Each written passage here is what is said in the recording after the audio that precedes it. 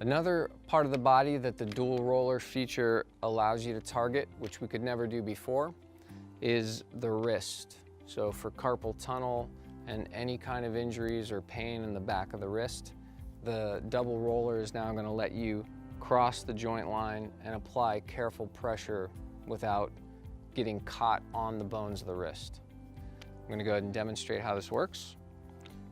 In order to do the wrist, you're going to need to have the Rolflex in the second or first position, depending on the size of your wrist, and then place the non-skid base on your thigh and start with the back of the wrist first. Place the yellow roller directly between the two bones that make up the forearm, the radius and the ulna. There's a gap that you'll feel, and then squeeze and start to roll your arm through and cross the wrist joint very slowly until you're on the bones on the back of the hand. You can roll back and forth, and when you cross again right across the wrist joint, the double rollers are going to let you apply deep pressure without it putting too much compression into the carpal tunnel.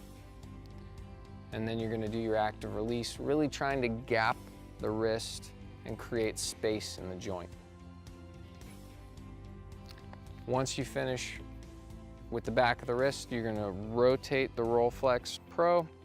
You're going to place the yellow roller directly on the carpal tunnel, which is right at where the wrist crease is, or the space between the radius and the ulna as it crosses into the hand.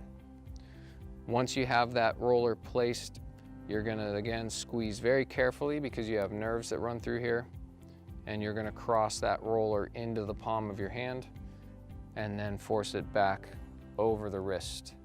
Watch how the double rollers conform to the shape of the wrist without getting stuck.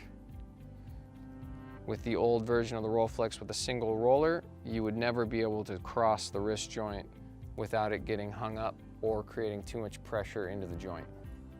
So take advantage of that and then add your active release right across that carpal tunnel and really try and use the roller to gap the bones in the hand.